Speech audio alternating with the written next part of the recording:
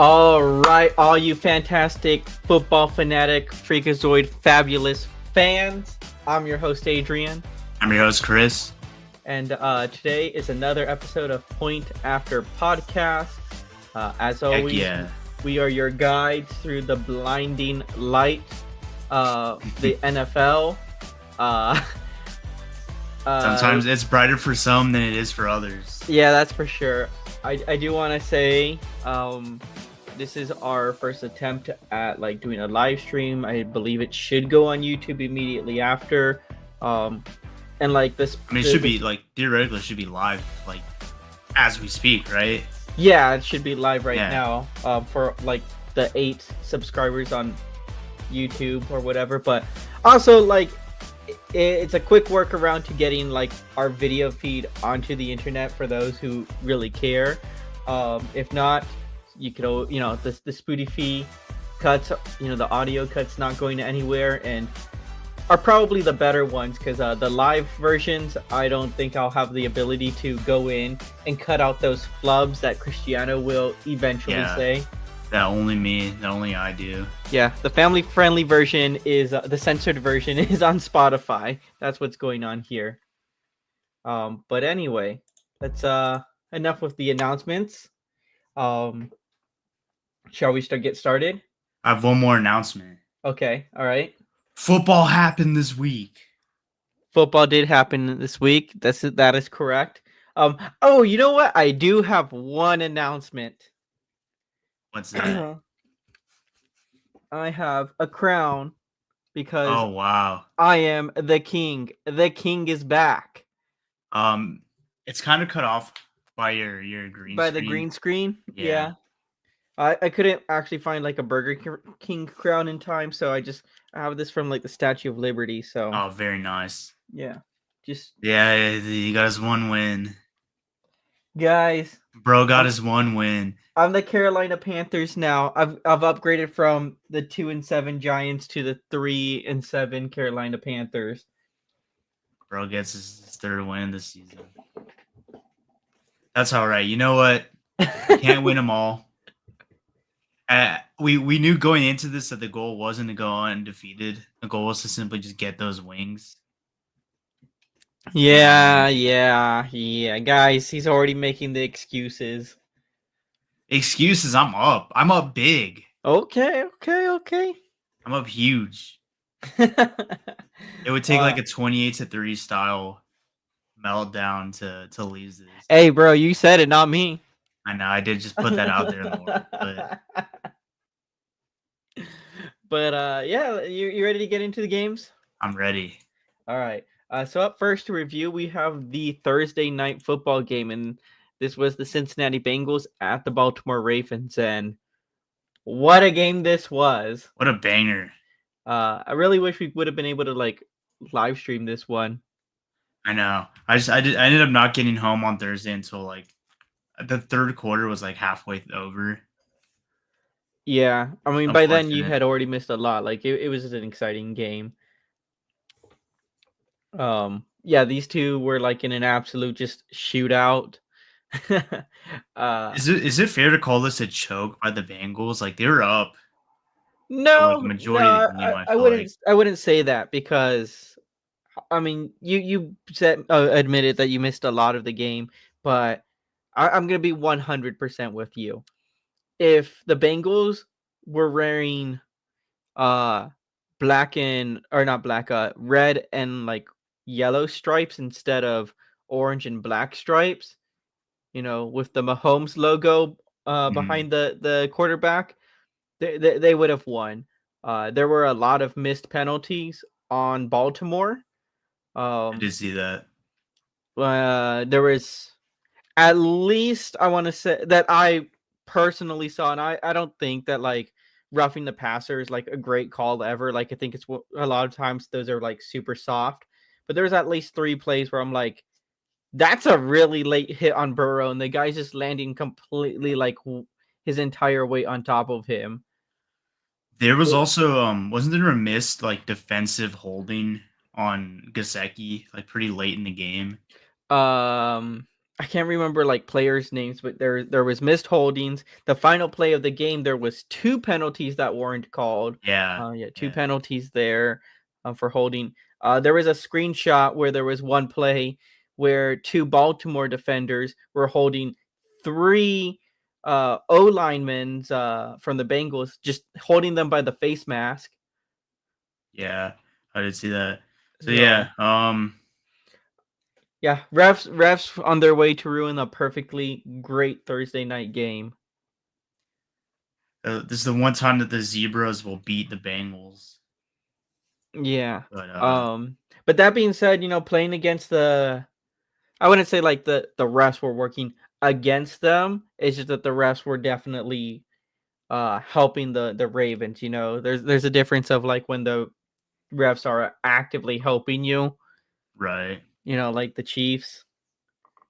Yeah, Um, the refs want that Ravens and Chiefs showdown. They want that rematch, and but we got that already at the beginning of the we got it season. in the regular season. I think they won in the playoffs again. That's fair. Um, a little bit more on refs and Chiefs later, by the way. Oh yeah, oh yeah. That being said, though, Burrow 34 for 56, 428 yards with 4 touchdowns. Jamar Chase, if you don't follow fantasy, had like 55 points this week in fantasy. Yeah, I heard that awesome reception. Um, Yeah, he just had a crazy game. and Lamar Jackson 25 for 33, 290 yards with also 4 touchdowns. Uh, I do want to point out that Burrow, I believe, is the only at least I know for this season, the only quarterback to have like over 400 yards, over 30 points in a game, and still lose twice. Not That's once. so crazy. Yeah. It definitely hasn't been Joe Burrow's fault that the Bengals are under 500 right now. He's been playing pretty well. Yeah, it's the best team with a losing record right now. Well, it depends on how you feel about Jerry Boy and his team. Oh, No, I'm just kidding. there's a lot of thoughts there, Yeah, and there's a we'll lot get of into thoughts. it. But yeah, overall a banger of a game. Just a classic division rivalry shootout. The Bengals really needed to win this one and came up just short. So I don't know. They're not. I don't want to say they're cooked yet because like I mean, they still have just about like what 40% of a season left to play. mhm. So we will see what the Bengals have left in the gas tank. I mean, it's gonna be hard. I mean, anything like short of like winning out, I think they don't make it to the postseason. Yeah, yeah. I agree. Like they're really gonna have to run the table, and with the team as talented as this, like they can do it. It's not like impossible, but that's a Hmm. lot to ask from any team. Yeah. Which sucks because I mean, like, look at the yards they're putting up, the scores and everything. This is still, I mean, like, it is a playoff team. Just Yeah, unfortunate, they their just find ways to situation. lose. Yeah. Um. Yeah, I don't really have much else to say. It was a fun game, and you know, obviously, like witnessing like the refs not make crucial calls kind of like sucks, and then you see it at the very end. You're like, great, like here Yeah, I we mean, are one just talking. not missing one of those calls like could completely change the outcome of the game. Exactly, yeah. But NFL can call me, and I'll referee games just as Let's do good, it just as for good. real. I don't see why not. Well, maybe the sun was in the eyes of the referee, and they Oh couldn't see yeah, the you know penalties. what? Yeah, I I didn't think that's what consider had that. happened. I didn't consider that at all. Yeah, that's probably what happened, guys. Most likely. Yeah, at night on Thursday night. The moon The was in moon their was in there. eyes. Yeah, the moon and the stars. Yeah. The moon hit their eyes like a big pizza pie. But yeah, that's what happened on Thursday night. All right, you ready for Sunday morning? Oh yeah, The Germany game. We live had from the Germany. line from Germany. The New York Giants at not at uh New York Giants versus the Carolina Panthers in Munich, I believe it was. Yes, it was in Munich. And let's see here. It did go into overtime. Panthers winning. Uh, Daniel Jones, 22 for 37, 190 yards, two interceptions, no touchdowns. Yikes. The pretty standard Danny Dimes stat line right there at this point. Yeah, that's prime Danny Dimes. And then we have Bryce Young, 15 for 25, 126 yards, one touchdown. Um, Chuba Hubbard is really the star of the game though, with Oh yeah, 153 yards with 28 carries and a touchdown. Um, I think the really big story out of this, I guess, is that who was it? Was it Danny Dimes who fumbled the ball at the end? yeah, yeah. He lost that fumble. Yeah, the first Oh no, possession no, of no, no! It was the running back. It was what's his name? Tyrone Tracy. Okay, so Tyrone Tracy then he got the ball on the first possession, first play of overtime, fumbles the ball, and Carolina gets it immediately Just kicks a field goal. and kicks a field goal and wins. Yeah, and which is really unfortunate because Tyrone Tracy had a really nice game. He's really been like impressing the past couple weeks. He's like taking the starting job over, and he had a really like super good game today, like 103 yards, or not today, but Sunday, 103 yards on 18 carries with a touchdown, and just to kind of end it with a game losing fumble. It's really unfortunate, especially like when the Giants first got the ball. Um, they when the team gets the ball first in overtime, it's like, oh, that's it. They like very high probability they're going to win the game, and they just like immediately fumble it on the first play. Uh, Kind of funny, but also like, yeah, that's definitely a Giants moment. Also, I for this one, I woke up kind of late. I only caught the second half of the game, but from what I saw, like especially the fourth quarter, it felt like both teams were trying to lose. Like I mean, whoever Danny who Jones would throw a pick, and then the Panthers would get it back, and they would like fumble it, and or they would like go 3 and out, I and all mean, that. So he look, was like, they were both 2-7, and I'm not gonna lie, man. Like whoever whoever won this game just lost because draft stock. So yeah, this was definitely a battle for draft stock, and I think the fourth quarter showed that when they were really both teams are kind of throwing it away. But you know what? All things considered, this game was way more entertaining than I thought it would be. We saw overtime. We saw teams like not necessarily good teams, but two evenly matched teams like have a competitive game competitive and by their standards. competitive by their standards. Who wants that draft pick more. Um, so yeah, I when I first saw this, I was like, oh man, Giants versus Panthers and MGK's playing at halftime. Like we're just trying to torture Germany, but But you I know, think I mean, they got an okay showing. I mean, it wasn't like, oh, well, it wasn't good football play, but it was it's entertaining. equitable. Yeah, it was a close game at least, and it wasn't like a like 6-3. Could you imagine what the phone call would have been if they would have flexed this one with the Thursday night game? Oh man, I think everyone in Germany would be a football fan Yeah, but after that. it would just go back to the reputation of a Thursday night football just being doo doo. Oh yeah, yep. This definitely felt like a Thursday night game on a Sunday. Um, I want to say though, I know his stat line wasn't incredible. Like he doesn't like exactly jump off the paper, but Bryce Young looked like surprisingly more competent in this game. Like I saw him make some pretty like good throws. No horrible like giveaways.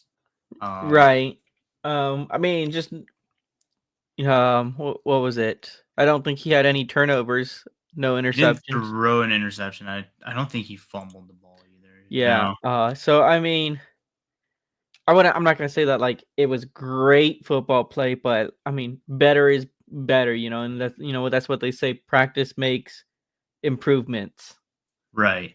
And like with how abysmal Bryce Young was to start the season, to even just like have he's like he had an okay game. He had two back to back okay games. So, you know, All I'm saying is they're on a bit of a streak here. or the Panthers have won two in a row. I'm Beating just juggernauts such as the Saints and the Giants. well, I mean, I'm just saying, that the Giants supposedly be a contender with the Seattle Tunas. This is So, true. and the Saints definitely beat a real contender with Atlanta this week. That's true. So hey, maybe the Panthers got something. That being said, did the Giants fired Dable yet? They have I didn't see not. anything. That's surprising. He's been around for a couple years. Giants haven't done anything with him, and we've seen the Panthers, the 2024 Panthers, end a couple coaches' tenures already. So once I saw them lose this game, I was like, "Oh, that's it. Dable's gone." But maybe he's just hiding. He's hiding somewhere. They've been like trying to call him into the GM's office, but he's just like hiding in the Giants facility somewhere. They haven't been able to find him yet. Um, I don't think they're gonna fire him mid-season because if you think about it, they want that draft stock, right? So just keep him. That's true. Maybe they're He's waiting to do the end of the year. But yeah. usually, like a Panthers loss is just so bad that it's just like someone has to, so some head has to roll somewhere when you lose to the Panthers. We saw it last week when the Saints fired Dennis Allen. But And there is a reason. I mean, like the Saints won 2 games and just like were losing every game since their first two showings. So I'm not gonna say that losing to the Panthers was the reason. It definitely was probably the last straw, but right.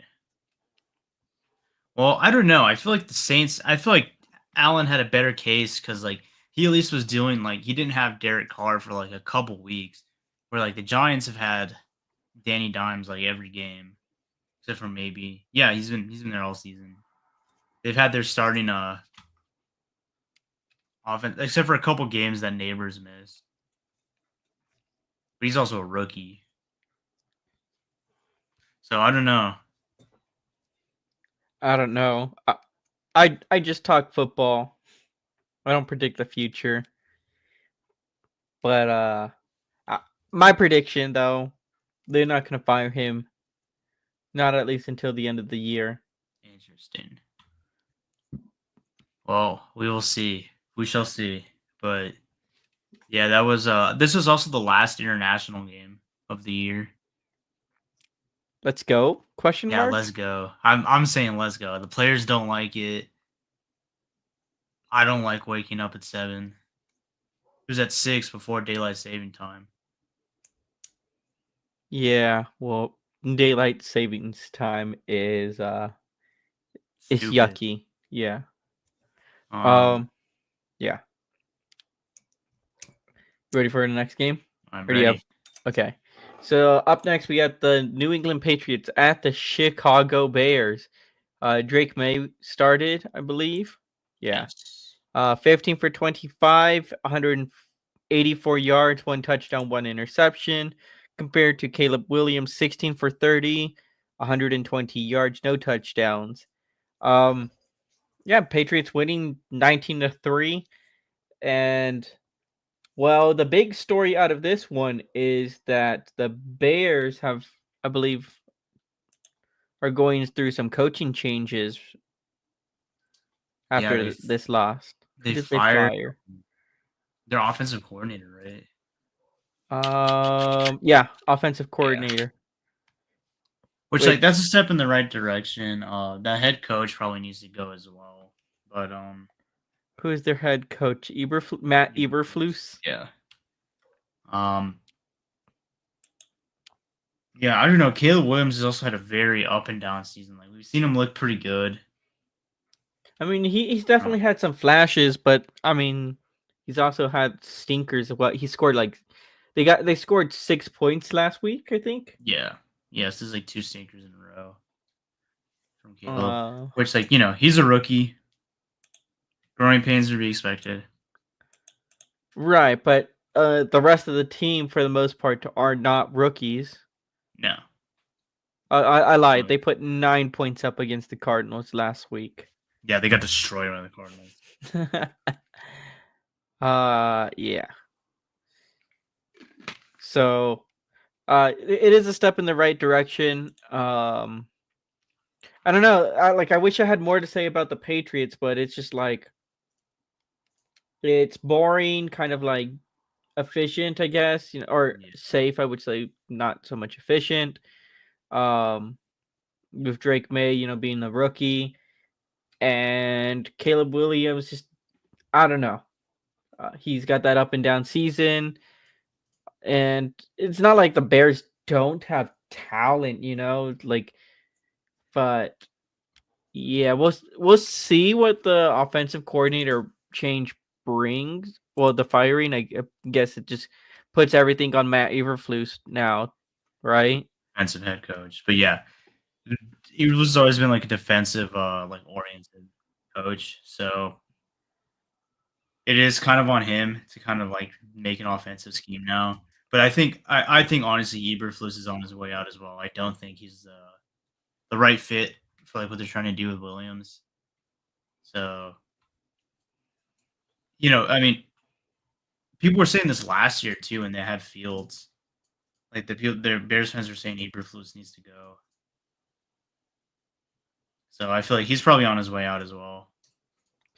Right. Well, the Bears are it's also a notorious organization for bringing in young rookie QBs, absolutely obliterating their like confidence and their ability to play football, Yep. and blaming it on them, and then moving on to the next guy. Many such cases. All I'm saying is Justin Fields was doing pretty well on the Steelers. He's doing okay Okay, well, tonight.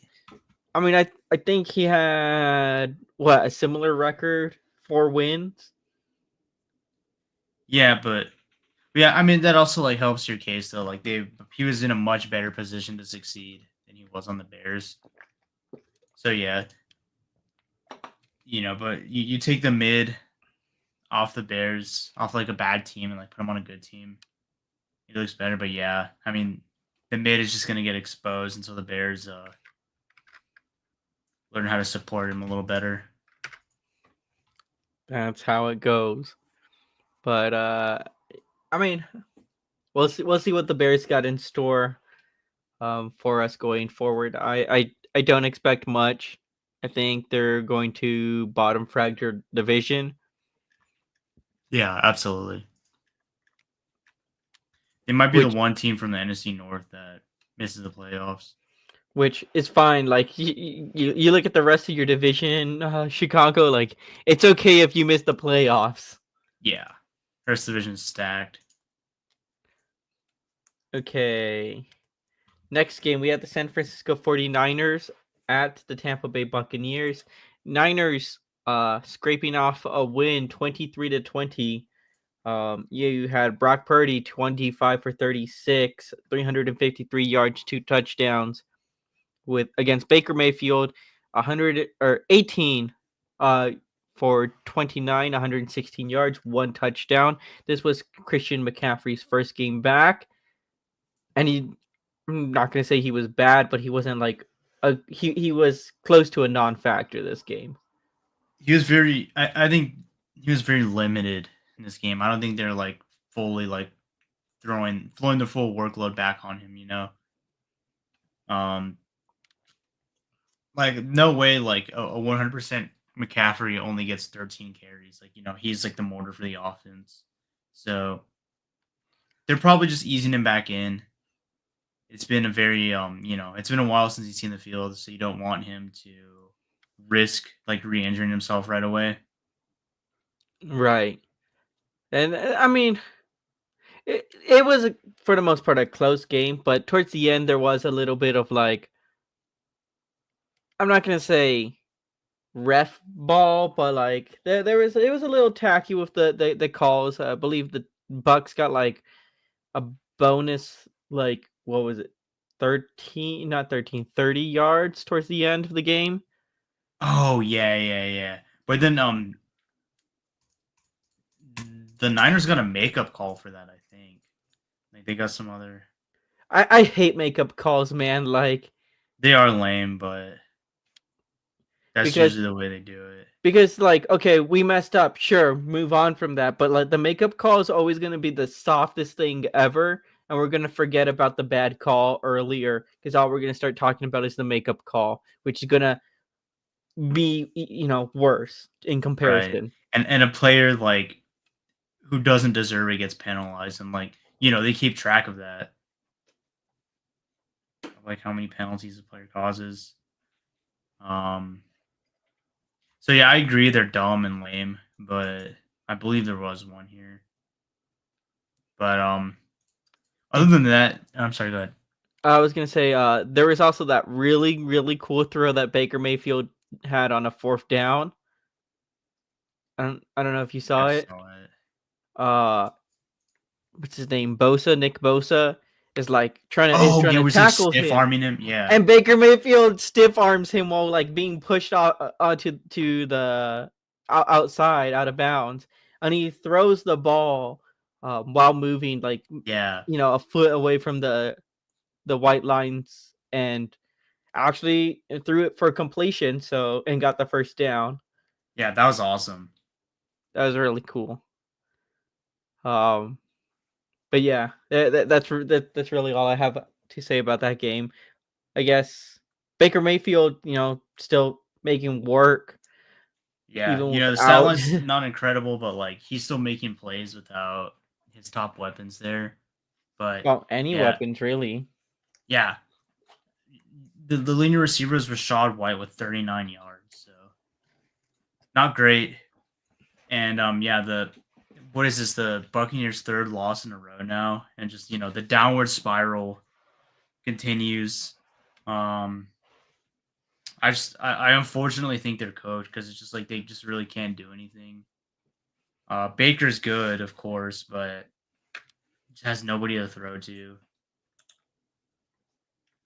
And yeah, I don't know when that happens. Like, It is also tough because their opponent just right above them is the Falcons, and they got swept by the Falcons. So mhm, you know, even though they're a game behind the Falcons, we might as well treat it as being 2 games behind the Falcons. right, and they're so mid that like a wild card spot is basically out of the question. Like they really just need to win their division, and when they have lost the tiebreaker against the Falcons, that's going to be real hard to do.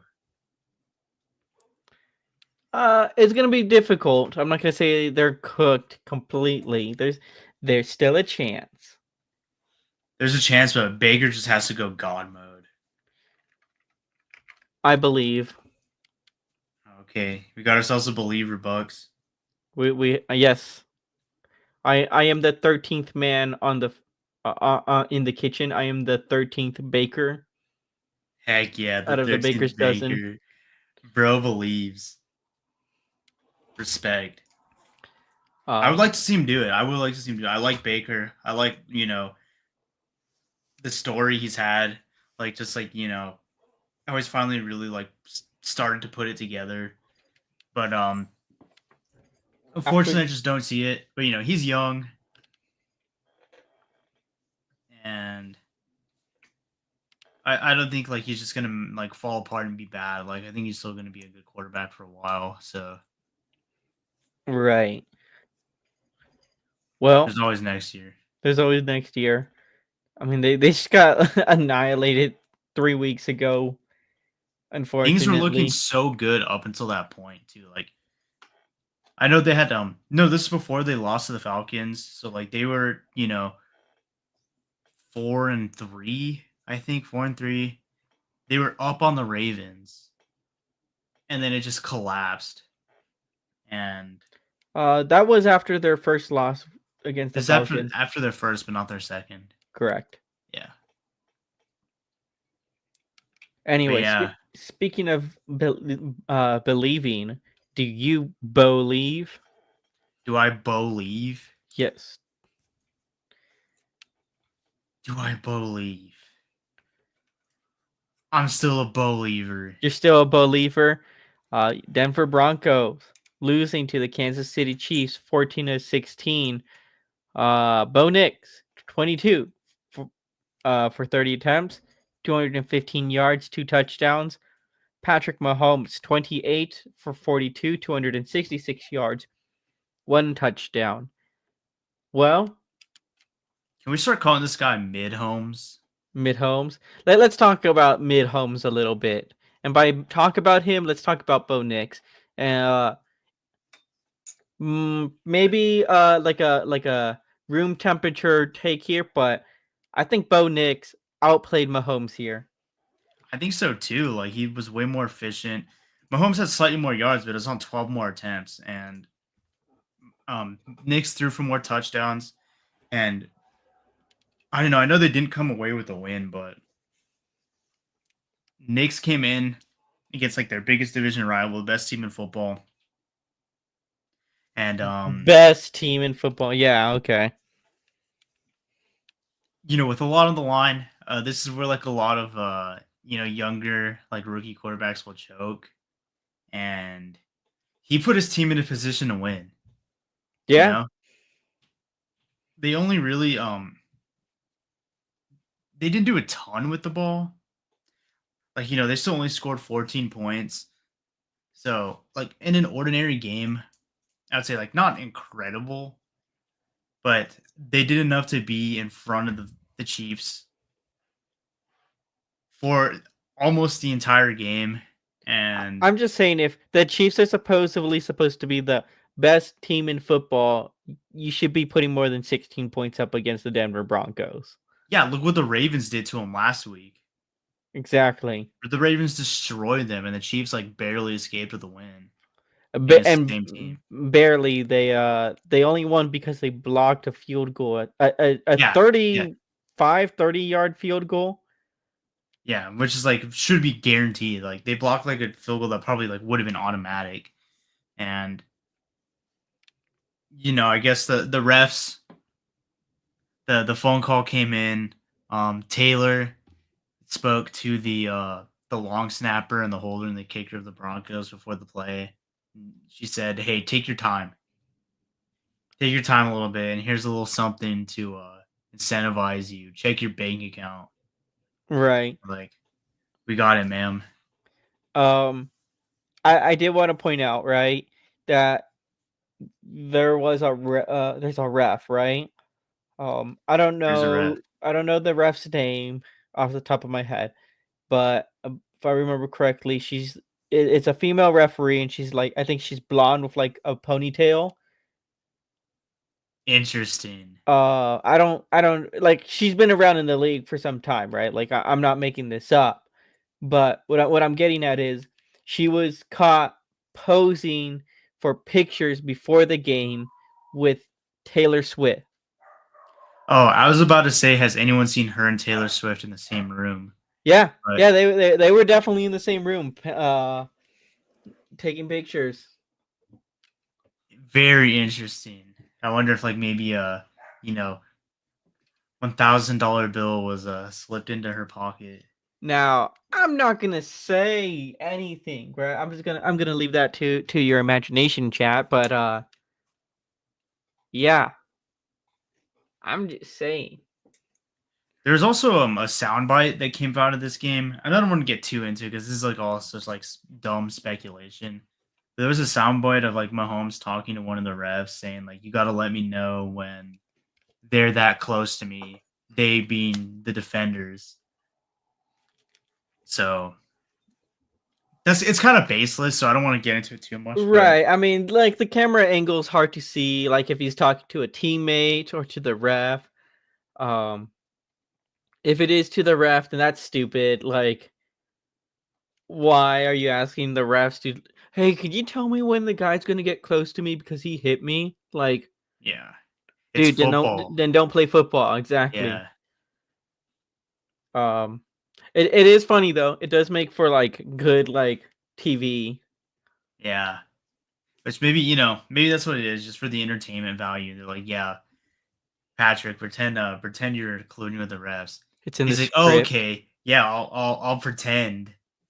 I'll pretend to be colluding with the refs. Yeah, exactly.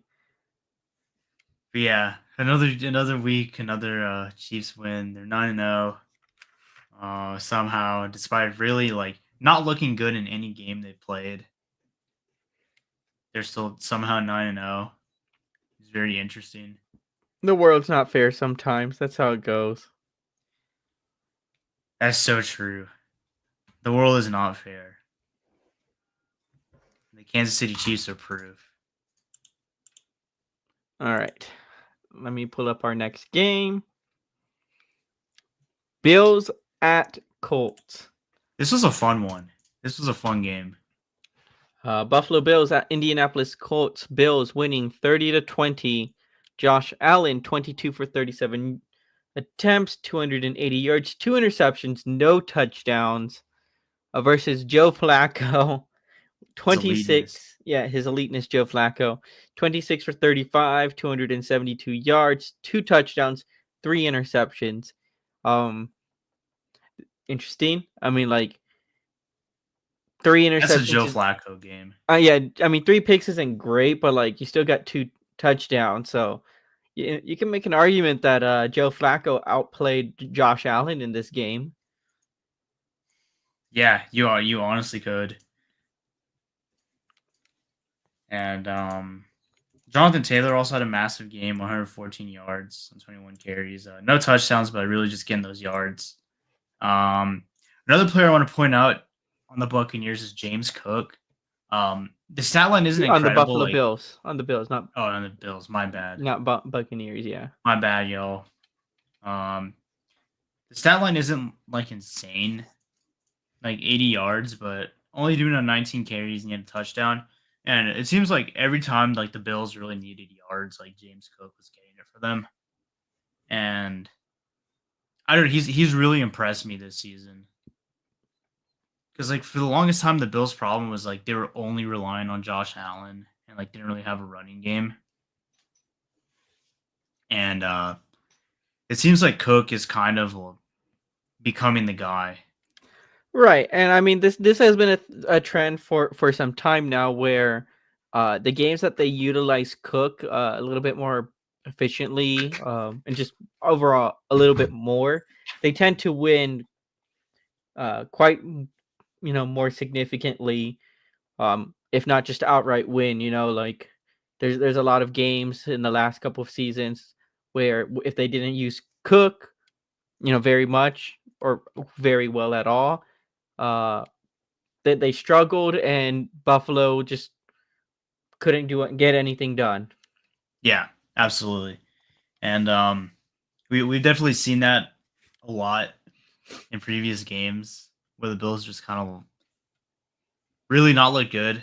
But here, even with Allen kind of having a mid game, the Bills were still able to put up 30 points, which is pretty huge. I mean, it also helps when your opponent throws 3 picks. I mean, but he also threw 2 picks, so The Bills also had a defensive touchdown. he had a pick Karen six. Johnson, Yeah. yeah, returning an interception. But yeah, I mean, Bills are firing all cylinders. Well, I don't want to say all cylinders. You guys seen Allen do a little better, but They are set to play the Chiefs next week. And I'm ready. Are you I'm ready? ready. I'm ready. I hope that's Sunday night. I haven't looked. It's probably not. It's probably It's gonna be not. like, wow, It's the last game of Sunday before Sunday night. last game of like the late window. Yeah. Why is that not Sunday night?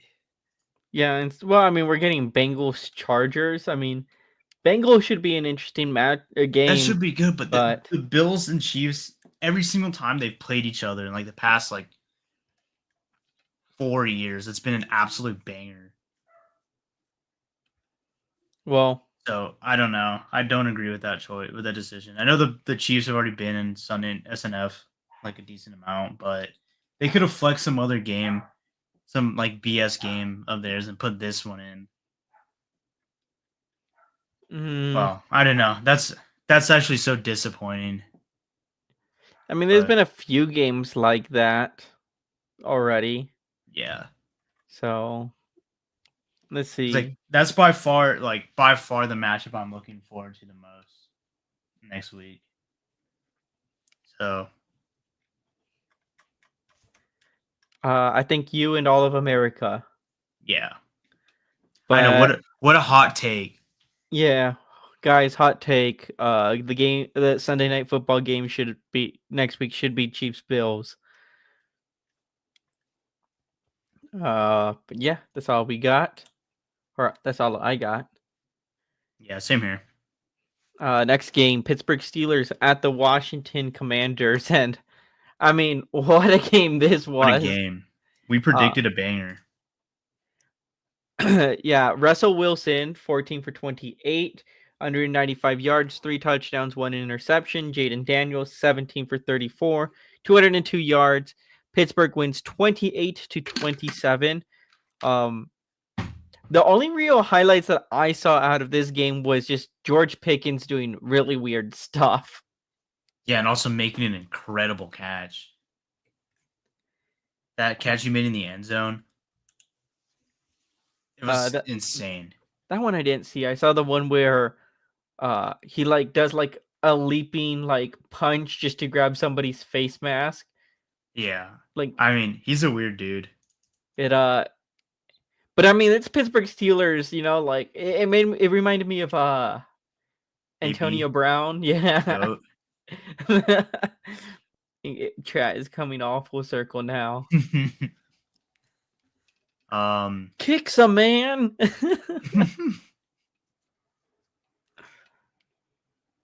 but yeah, Russell Wilson throwing 3 touchdowns. Reminding everyone that the Steelers are his team, not Justin Fields. Um Okay. It's such a small sample size. Like you can't really use that. well, his entire career is a small sample size. I'm saying his career as a Pittsburgh Steelers is a His small sample. MVP. Anyway, Another thing out of this game is Mike Williams caught a touchdown after being ousted from the Jets after Aaron Rodgers told him to hit the road. So good for him. And yeah, the Commanders just come up a little bit short. Worth noting that the Cowboys beat the Steelers and the Commanders can't. So I'm just saying. I'm just interesting. saying. Interesting statistic. Terry McLaurin had another big game, which like when doesn't he? He's been like consistently like one of the most underrated receivers in the league. Putting up 113 yards on 5 receptions. And yeah, despite losing, the Commanders put up a pretty good showing against like one of the best defenses in the league. And you can't win them all. I think they're still probably the team to beat in their division, despite this loss. I mean, it was a close, game for sure. If you're a Washington fan, like, yeah, this loss sucks, especially because the Eagles won. But I wouldn't be too worried.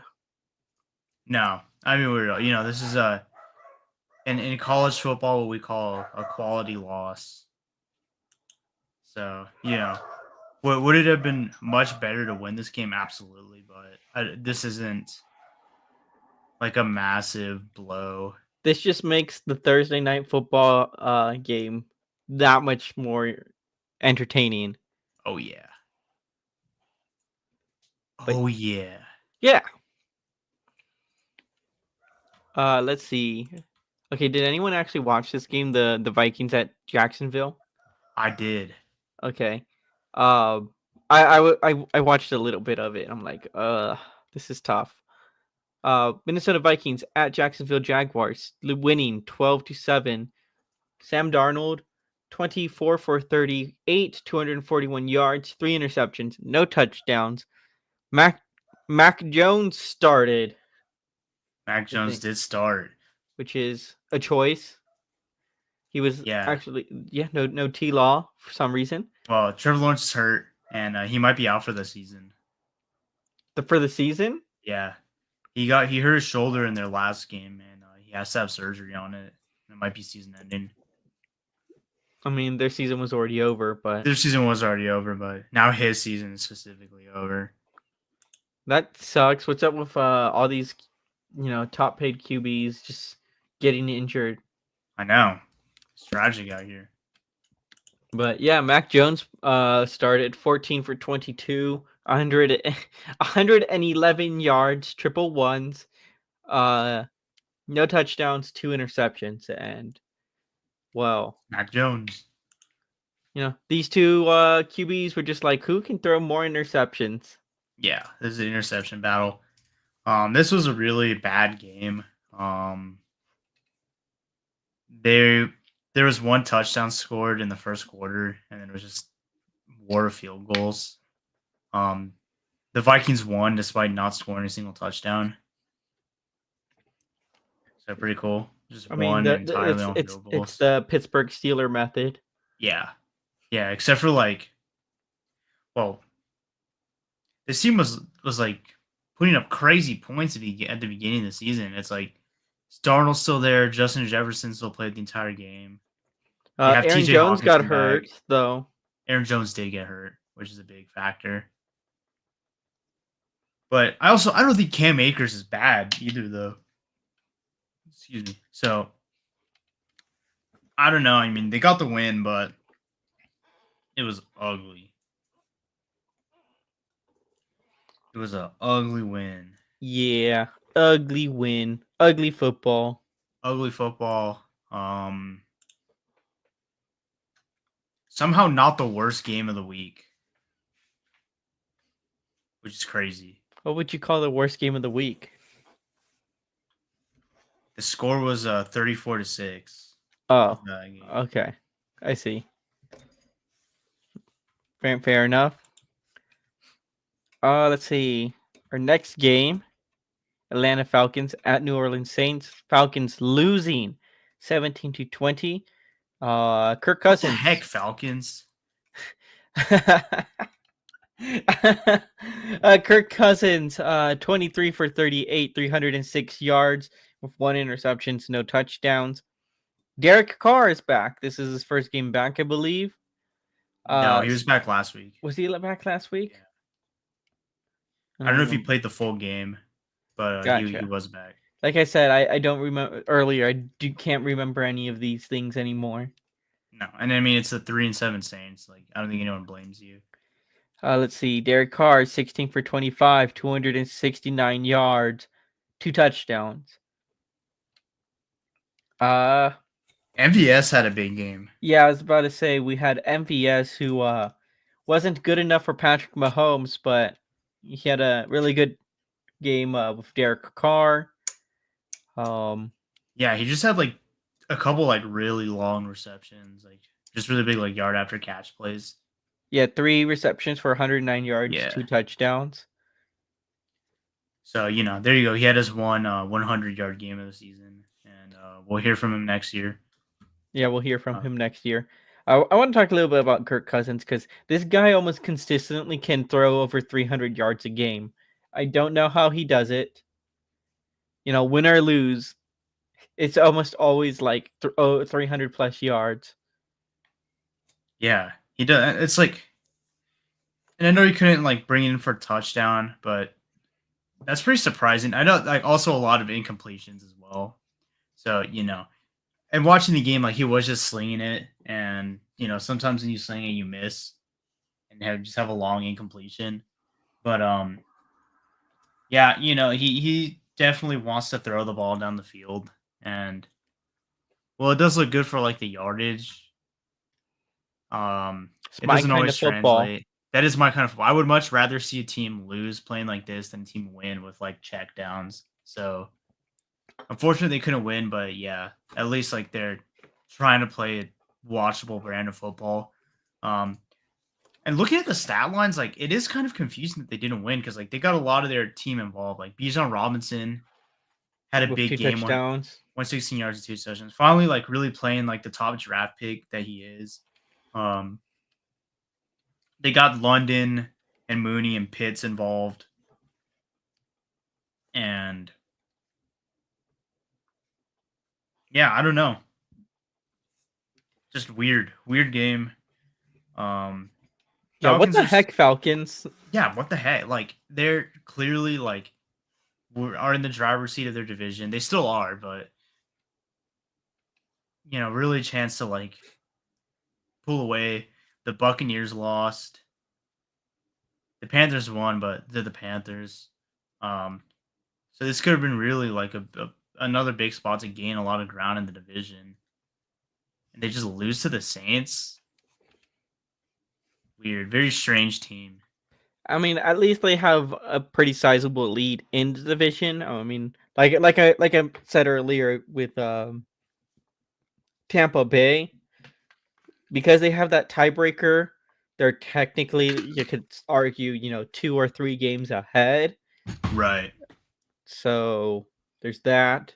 And I mean, do they really have to be worried about the now 3-7 or three? I think it's 3-7 Saints Yeah. or the 3-7 Panthers. And it's like, no, you're right. Like, probably not. This won't affect them, but like, you don't want to lose to like trash teams like this. And I get it's a division game, but it's just like, I don't know. The Falcons are just, I don't get them. I don't understand the Atlanta Falcons. They're an enigma to me because like on pay, they're still good. That's the thing. Like they're still good, but they have like just such a talented roster with like dudes like Cousins and Robinson and like even Pitts. Like Kyle Pitts was like supposed to be like the best tight end ever when they drafted him. Like there was so much hype. I remember because I wanted the Cowboys to draft him. Um, but yeah, I don't know. There just seems to kind of just consistently be like only like a slightly above average team. Well, again, like we mentioned, it's not like it's gonna affect the rest of their season or anything, but Probably another prime one and done hopefully, candidate. I don't know. No, It who are they depends on their beating in the matchup. playoffs? Who are they beating? Let's see. And in the NFC, let's see who Because they're could they probably gonna beat. have to play like the best wild card team. Um, they're definitely not going to be the worst. They're if anything, they're going to be the 4th seed. Well, because they're gonna win their division, but they're gonna be the worst division winner, which plays against the best wild card team. The best wild card team would either be Probably be like the Washington, Vikings. Or yeah, or Washington. uh, Washington or the Eagles, because the Eagles are currently 7-2, Washington 7-3. Because of the buys, I Right. guess. Right. Let's see. So either Washington, Philadelphia, Vikings, or Cardinals, because the Cardinals are surprisingly 6-4. Yeah, Cardinals have been on a roll. And it's like, I don't know, do I see the Falcons beating any of those teams? They beat the Eagles. That's true. Well, the Eagles are the Eagles. They're also a one and done candidate. So if they play each other in the playoffs, like that's like the immovable force versus the or the unstoppable force versus the immovable object. Hey, who's gonna choke harder? Right. Okay. Well, Anything else you would like to add? Nothing other than just I don't get the Falcons. I don't You don't get get it. the. Does anybody? No, I don't think the Falcons get the Falcons. All right. Well, we have up next the Tennessee Titans at the Los Angeles Chargers. Titans losing 17-27. We had Will Levis back. Yeah, The Mayo Return of the Man. King. Kind of. He went 18 for 23, 175 yards with 2 touchdowns. And we have Justin Herbert, 14 for 18, 164 yards with 1 touchdown. I do want to point out that we were robbed, America. We were robbed of another meme episode brought to us by Will Levis. We were. Therefore, this makes it the worst game of the week. That's fair. Yeah, Will Levis had a very normal game, which is very abnormal by his standards. Both of the quarterbacks in this game didn't really do much. This is a pretty boring game, despite being like higher scoring than some of the other trash games. But like, really, both of the quarterbacks are just kind of checking it down, and then they're just running the ball a lot. I mean, Which makes for a very unwatchable brand of football. Justin Herbert ran the ball 9 times. right. Unwatchable. I mean, if you're gonna make this be boring and unwatchable, please give us the Will Levis meme of the week. For real.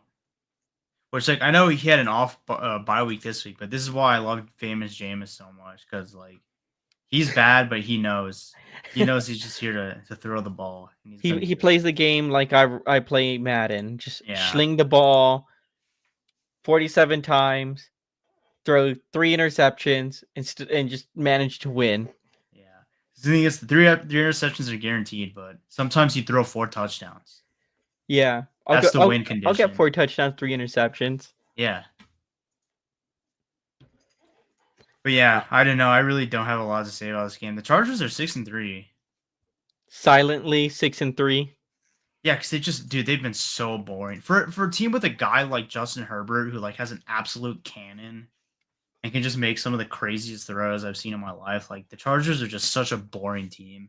And that's partially like the Harbaugh, is it Jim? Yeah, Jim Harbaugh brand of football.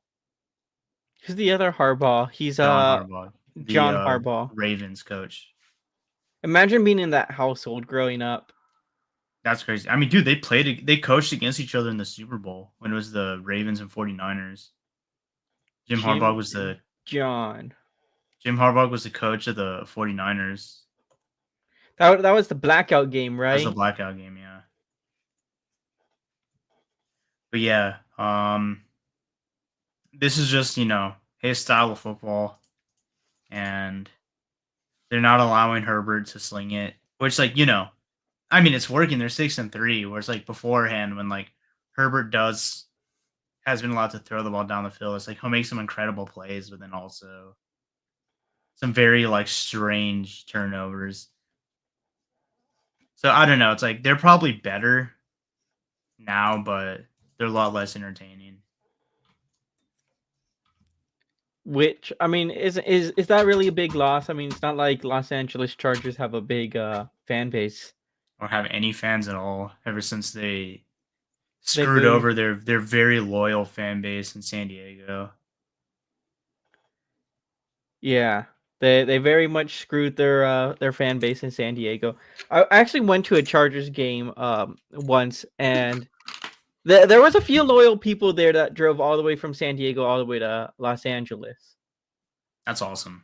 Yeah, I mean, it's not the craziest drive. I mean, I think that's it's like a 2 hour hours? and a half.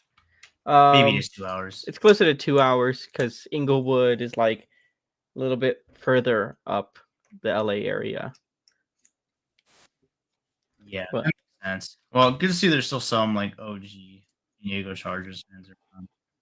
But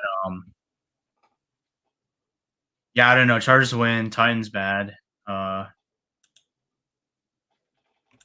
GG's. Right. You want to talk about another silently like 6-4 team here? Absolutely. This team is very silent. I would argue that it's probably quieter than than the Chargers, being 6-3. We have the New York Jets at the Arizona Cardinals. Jets losing 6-31. And who would have imagined this coming out of the Cardinals? Wow, not me. Certainly not me. I picked the Jets here. Yeah, I agree. The Titans have never been good. Maybe, Yeah, at least they were fun to watch when they were the Oilers, though. for real. And they were a lot cooler, and they had a lot of cool players like Steve McNair, Rip, Eric Campbell. Eric Campbell, Warren Moon. But yeah, I don't know. And the Titans are just. I feel like that's such like lamer branding than the Oilers. What is a Titan? I mean, it's Some a Titan's the oh. guy from the bad guy from Megamind, right? Oh, that's okay. That's actually sick. And there is no Queen of England. There's no Tooth Fairy, and there is no Queen of England.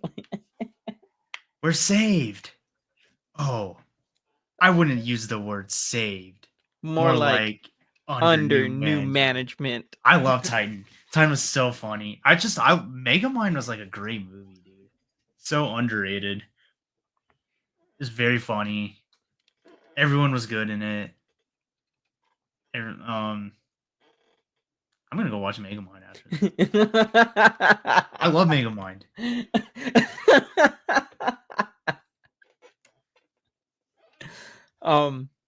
Yeah. Anyway, back to Arizona beating the Jets. Yeah, just another masterclass of Aaron Rodgers is not looking good, and everyone on the Jets is just like scrambling for answers at this point. But on the other side, we have the Cardinals. Kyler Murray, 22 for 24, 266 yards, 1 touchdown, no interceptions. And just really big games Also, out 2 of rushing touchdowns. oh yeah, I'm seeing that here for 21 yards in total out of 3 attempts. That's pretty good.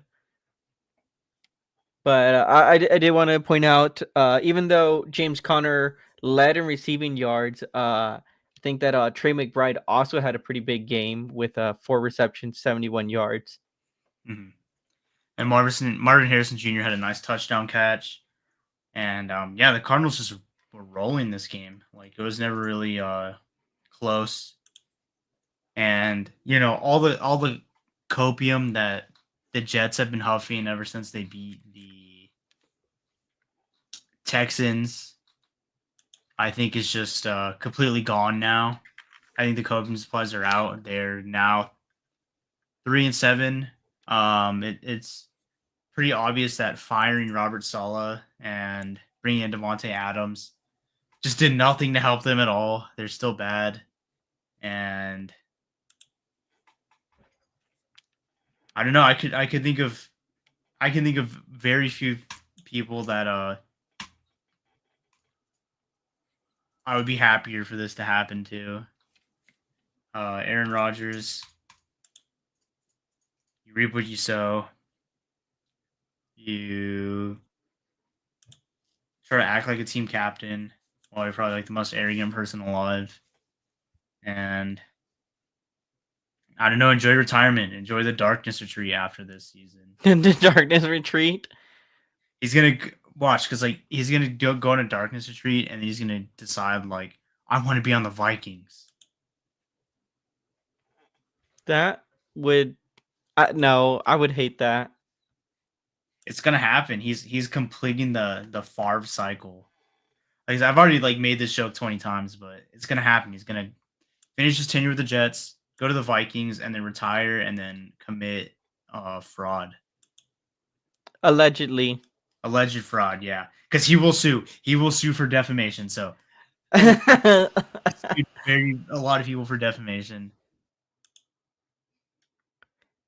So yeah. Alleged fraud. Alleged fraud. Come on, guys. Yeah, that's right. I'm looking at the Cardinals' schedules right now. I don't think they're gonna win out. There's definitely at least 2 games here that I can see them losing. But I think the Cardinals might win the division. I don't know. I go back and forth. Because I'm looking at their schedule too. They got 2 games against the Tunas, 1 Yeah, against they the should win both of Vikings, those. Patriots, Panthers, Rams, Niners to close out the season. The thing is, I could realistically see them losing one of the Seahawks games just because, division rivalry. And it's it's very possible for them to drop one of those. I don't know if they beat the Vikings. I could see them beating the Vikings, though. They should be the Patriots, Panthers. They should be the Rams. But one giant factor is that the Niners have CMC back. This is true. And they're we went over when we were talking about their game earlier this week. They're still easing them back into the role, but that offense is about to look a lot better, even without Ayuk. I do want to point out, as of current, though, the Cardinals have beaten the Niners, right? But that's And if without the- CMC. Right, but what I'm saying is, if they close out and they trade, as of current, the Cardinals have the better conference record. Oh, okay. The Niners have lost to the Cardinals, the Rams, and the Vikings. Whereas the Cardinals have only lost to, I think it was the Lions and Washington. Let me double check here. I just had it. Do they use conference ranking to determine? That's the tiebreaker. Yeah. I thought it was just head to head. No, but if they split head to head. if they split, then it goes to the conference record. Oh, okay. Oh, I lied. Never mind. They're actually tied. Lions. They lost to the Lions, the Commanders, and the Packers. So they're actually tied. Never mind. I don't know what the tiebreaker is if they're split evenly that way. They should play in a third game. The third game. I mean, that's what they do in baseball. If you're tied, you have to play a game 163. So yeah, but baseball. We don't talk about baseball because the Dodgers won. That's true. Baseball's dead to me. It's a dumb sport. Baseball's a dumb sport. And nobody should watch it. I agree. Yeah. Cardinals put the beat down on the Jets. The Jets are dead.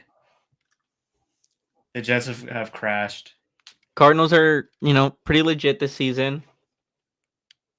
Aaron Rodgers has hijacked the jet and crashed it and blamed Robert Saleh. And yeah, I don't know. They're cooked. I mean, Cardinals are good. We've established this, but the Jets. Every week we get a new stat line of how this team with Aaron Rodgers is just significantly worse than this team with Zach Wilson last season. Bring back Zach Wilson. Hey, he's sitting behind Bo Nix. He's learning. That's right. He's behind Bo Nix. I forgot he went to Denver. Yeah. Well, I mean, I guess if Bo Nix gets hurt or needs to sit down, you got Zach Wilson. He won a couple of games last season with the Jets. Going off recent statistics, he's better than Aaron Rodgers, and Aaron Rodgers is a Hall of Famer. So there you go. Zach Wilson for Hall of Fame. Exactly, and yeah, don't you want to start a guy that's better than a Hall of Famer? Think about that. Zach Wilson has also outplayed Mahomes, even though it was on a losing effort. He did outplay Mahomes. So you know what? Screw it. Aaron Rodgers is getting all these chances with the Jets. Why not let Zach Wilson in?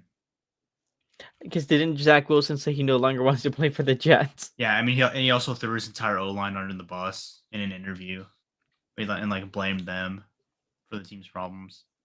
I mean, was he wrong though? Yeah, but you don't say that.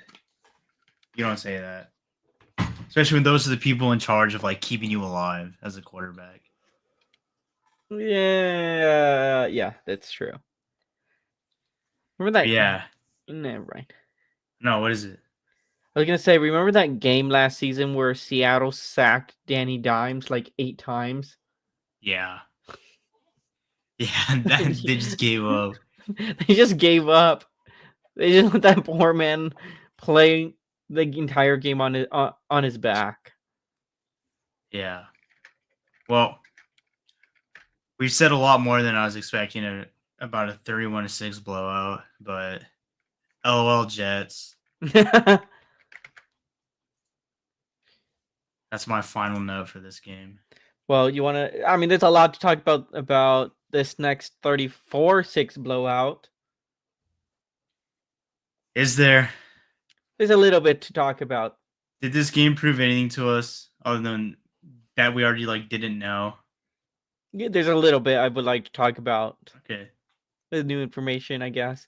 So the next game we have is the Philadelphia Eagles at the Dallas Cowboys. Philadelphia Eagles winning 34-6. Jalen Hurts, 14 for 20, 202 yards, 2 touchdowns, 1 interception. Didn't really need to do much to win this game, quite honestly. Because we had Cooper Rush, the backup for Dallas, playing. Starting, he went 13 for 23 for a total of 45 yards all game. Incredible performance. And we had a little bit of Trey Lance show up. He went 4 out of 6 attempts, 21 yards, and 1 interception. Look, there's a lot that we can dissect here and put under the microscope, but it'd be a lot of the same problems that I've been listing of Mike McCarthy and Jerry Jones Jerry Jones is trying to run something that he clearly does not know what he's talking about. And I don't know what Mike McCarthy's doing, but he's doing horrible play calling.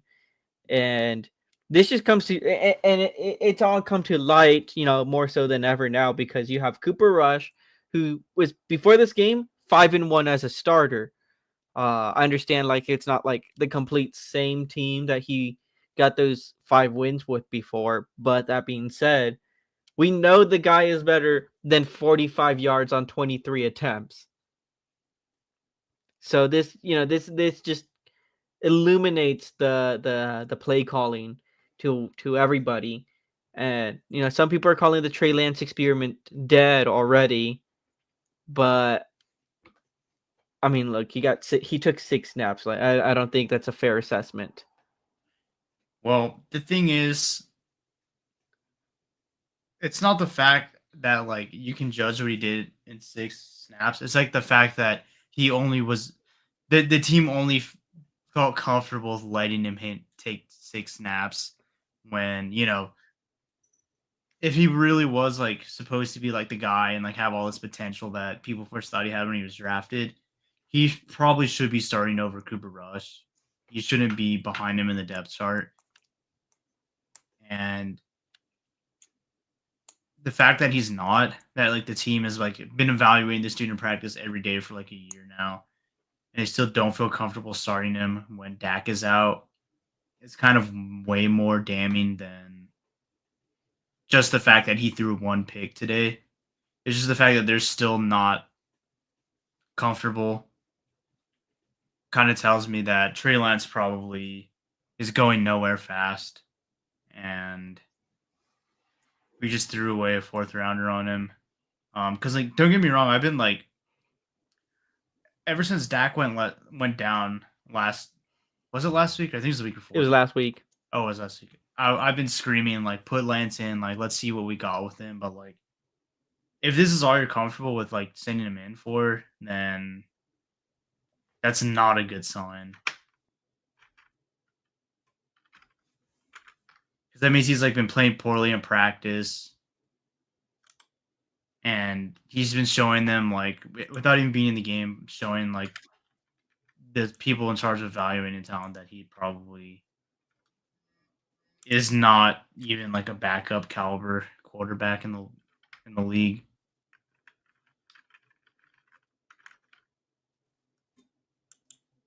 But yeah, I don't know. That's where I am with Lance. That's fair. I'd like to see a game where he does start completely, but again, the offensive play calling, the head coaching, just also bad. I feel bad of blaming it on Trey Lance or Cooper Rush. Like I've seen Cooper Rush play way better than 45 yards, and there was a lot of mistakes. I think there was obviously the interception that Trey Lance threw, but I think there was 4 fumbles in total. Yeah. So that were all lost. So, That is rough. Dallas has problems everywhere at this point. Dallas has problems everywhere. But there's one player I want to highlight for the Cowboys. That's DeMarvion Overshown. Yes. He's been the guy. He had He is 2 the guy. sacks, 2 tackles for loss, and 8 overall tackles. And every time I've seen him, he's just been flying all over the field, making plays. And this is someone Cowboys fans have been hyping up for a while, ever since they drafted him last year. And he unfortunately had a season-ending injury.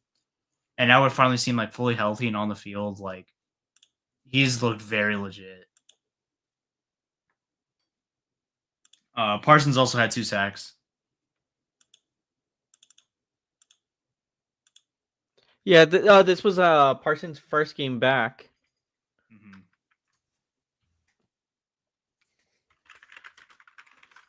But yeah, Overshown has definitely been like the highlight of the defense, I think, at least for this game, in my opinion. He has been like probably the best part of the defense as Cowboys tickets continue to plummet. I'm just saying, keep losing, and who knows? Maybe we can get seats right behind Mike McCarthy, and we can I don't know. We scoop his headset and we call the plays ourselves, or just yell, "Come on our podcast, dude!" That would be fire. That'd be awesome. Or just roasting him. Yeah. Why do you, Mike McCarthy? My first question for you here is, why do you suck? Why are you the way you choose to be? Why are you the way that you are? Do you not like your job? Because you can work for us. Yeah. Hire you. He could be our unpaid intern. That would be so funny. He just like knows nothing about like recording equipment. I mean, is that really like any different from him not knowing how to call like offensive plays in football? Yeah, him not knowing how to scheme guys open. So yeah, he can just do the same thing, and we'll hire him. Do our unpaid intern. Do you want to talk about the sun being in the eyes, or you think it's just like no point? This isn't a new issue.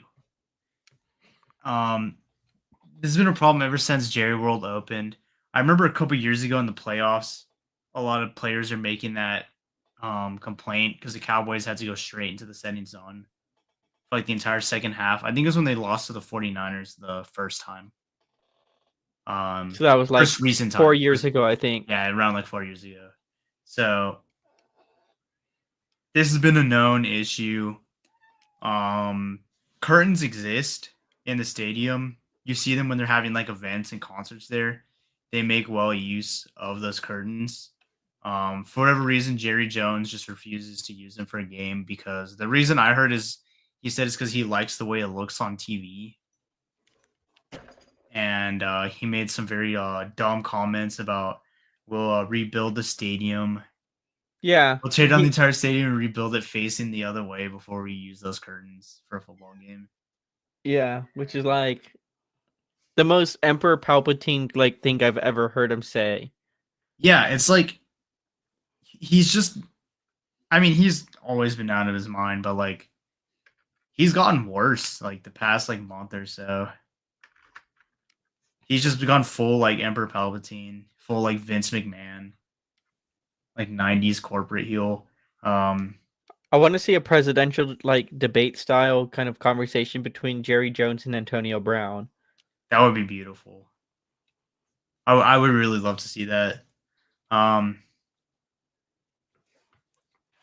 yeah, other than that, like that's like the big like every Cowboys game this season has had a big controversy because this team is just a magnet for it, and with good reason. They're 3-7, 3-6, 3-6.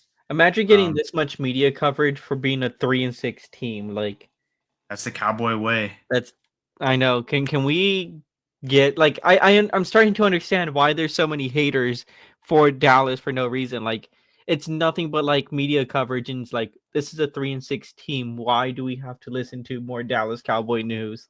For real. How many times have you heard like or like The now Panthers the Panthers or like the Titans mentioned? never. Yeah. Um, that being said, I would like to address the Philadelphia Eagles fans after this win. After the Eagles did decisively put the beat down on the Cowboys, I would just like to say congratulations. You beat a 3-6 team.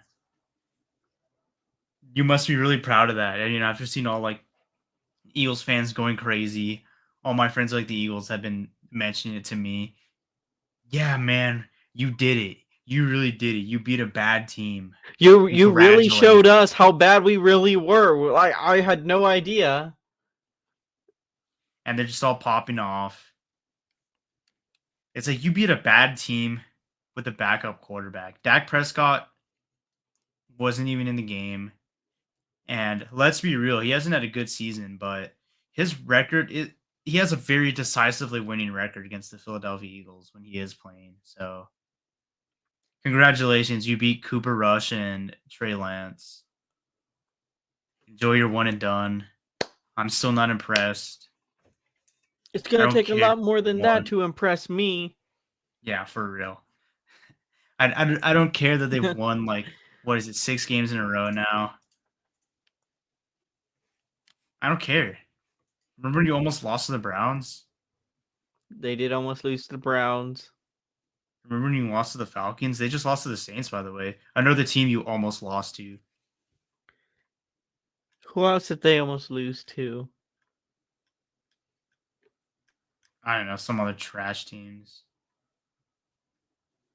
So Well, enjoy your one and done, Eagles. all I'm saying Enjoy is, all I'm saying is, when can we play the Giants and just get that free win? for real. I need it. Although the way this team's going, they might lose to them. That's how you know something's wrong if the Cowboys lose the game to the Giants. That's the benchmark right there. That's That's the the benchmark. benchy. But yeah, Eagles, enjoy the inevitable collapse.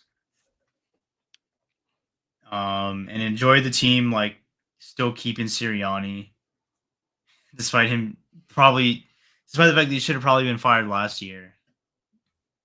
I mean, So to be fair, salute. they are winning games, so that's more than we could say about Dallas. So what? Who cares? Who cares at this point? We know what they are. We know what the Eagles are. You can win all the regular season games you want, and you're still gonna choke. They are who we thought they were, and we let them off the hook. That's because they're popular right now. The Eagles have been pretty bad, like historically. Yeah, they're trash poverty franchise. Poverty franchise. Yeah, that has one Super Bowl win. This is true. All right, you ready for Sunday night? I'm ready. All right, Sunday night football. We had the Detroit Lions at the Houston Texans. Lions winning by this much, quite literally, 26-23. And I don't know if this was a good game or a bad game. You decide. But we had Jared Goff on the Lions, 15 for 30, 240 yards, 2 touchdowns, 5 interceptions. That is crazy. And then we have CJ Stroud, 13 for 33, 232 yards, 1 touchdown, 2 interceptions. Yeah, all around kind of a bad quarterbacking play from both teams.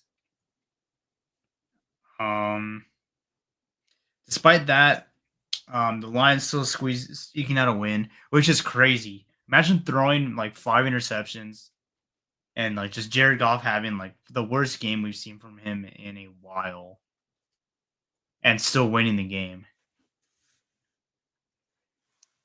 I mean, but that's just what happens. Like, cool. You pick off the. I mean, it's more of a testament to like the defense of the Lions. Like, cool, they got all these interceptions, and all they managed to do was get nothing but field goals. They Right. scored no points. The Texans, I should say, scored no points in the second half.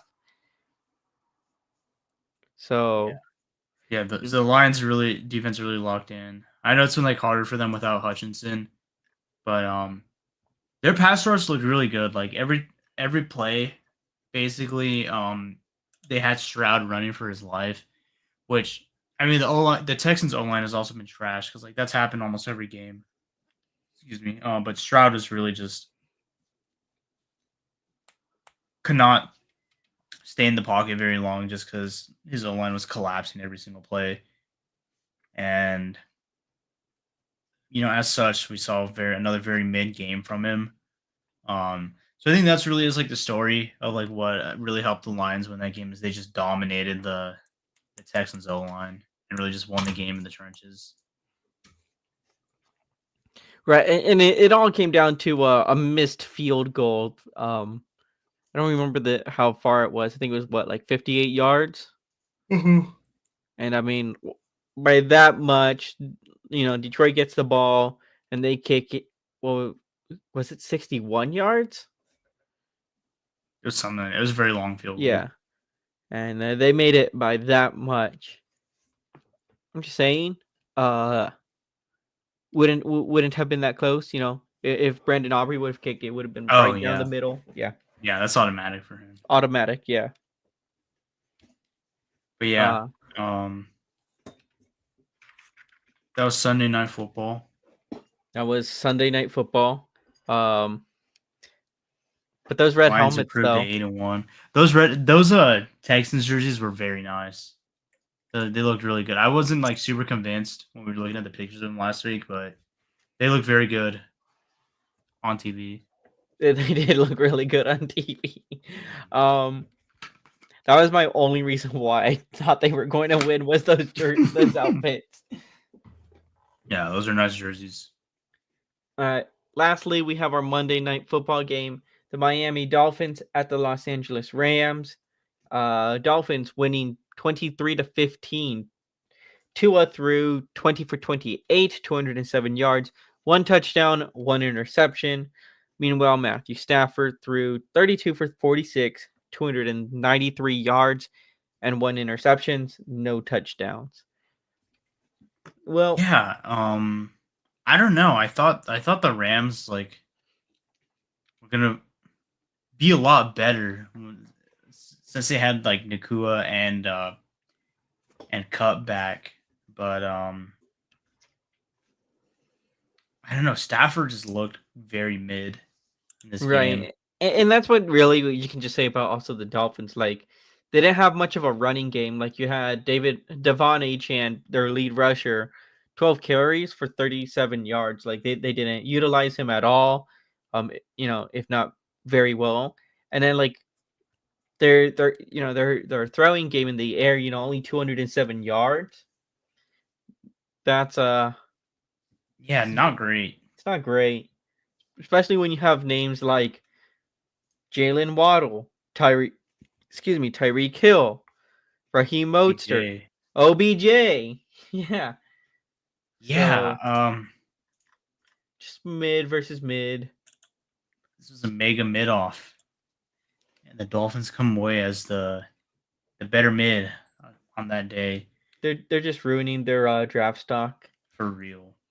Did you see that one play though where Tua, like, I don't remember, he had the ball, I think he was rushing, and he just gets kneed in the helmet. Yeah. Like, oh my goodness, this guy's gonna get Yikes. another concussion. Slide, please. Slide, Please please. slide once. He But slid last week, and the entire crowd was cheering when yeah, he I did see slid. that. It looks like that was a one and done. No more sliding for him. Yeah, no more No sliding. sliding and no guardian caps for Tua. Which I don't understand. The guy, I guess, wants to eat, pureed food for the rest of his life. I guess so. 20 years from now. Not even 20, like 3 years from now. Yeah, for real. But yeah, Rams lose at home. Um, yeah, there were barely even Rams games there. Like when I was watching the game, I just heard like multiple like Dolphins chants. But It's- SoFi has had like because they also have like with the Chargers there in the same stadium. Yeah, SoFi just has like an identity crisis yeah, and is one of the, I think it's one if not the worst stadium for like home like team like home like field like retention. yeah. I think Glendale is also up there where like people just don't go watch Cardinals games. Like, typically, if you have a home game, you expect to have the place packed with more fans than not. And Glendale and SoFi, they don't do that. No, they're also kind of like fairly new to the area. I know the Rams used to play in LA a while back, but after they left, like all those people became Raiders fans essentially, and so now you're bringing teams that really don't have a fan base in the area, and kind of expecting people to just be LA fans overnight, just because like, hey, new team. And it's like, no, that's not how it works. Like people are gonna want to root for their teams, Right. Well, and you also have to remember LA is a terrible place for sports. it's a terrible place in general. Well, yes, it's a pretty awful place. I think I have to go there like after Thanksgiving for a few Oh days. man, Yeah. Uh, but that being said, no, it's like a bad place for sports because it's obviously a large city, right? But there's too much to do. So, okay, would you rather drop, 100 and some bucks to go watch the Rams game, or you want to drop a third of that and go watch like an LA Kings game or a right, Ducks game exactly, or a Lakers game or Disneyland or just go to the beach, there's just too much to do in that town, in that city, unfortunately.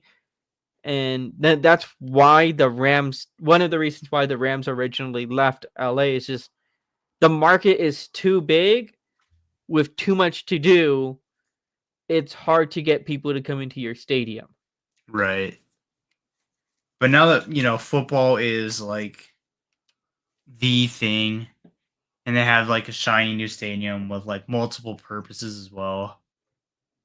I think they're still going to make a lot of money in this stadium. It's just not going to be off Rams fans. It's going to be off the fans of whichever team is visiting that week.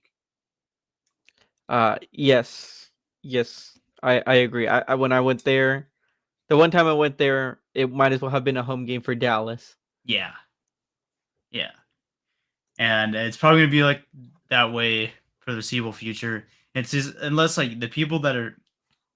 I mean, we're not going to see a real generation of LA Rams fans until like the people being born in LA now are like I just bumped my mic. growing up. Owie.